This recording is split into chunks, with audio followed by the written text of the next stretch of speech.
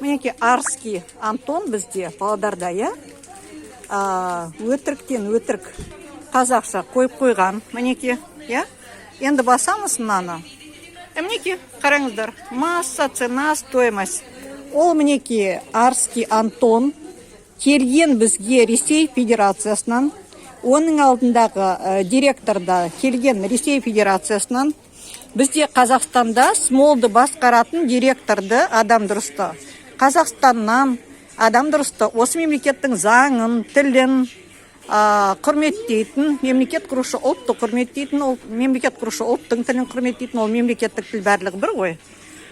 Мінекей после ден кейін орысша қойып қойған, таразы автоматтық түрде тұру керек қазақша, а ол тұр мінекей орысша, қараңыздар. Мынау біздің Кереку қаласы, Ресейден келген басшы Антон Арсений Смол бізде немене істеп отыр. Өйткені олар Ресейден келген. Олар русский языкты мінекей насихаттап отыр. Қазақ тіліне Арсений атын түкірген. Кетіңіз Ресей Федерациясына.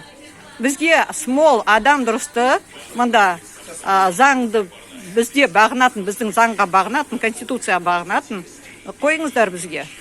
Адам дұрысты осы мемлекеттің тілінде. Орыс тілін таңдайтындар таңдай берсін. Ол бізде екінші орында барлық конституция бойынша, заңнамалық нормалар бойынша.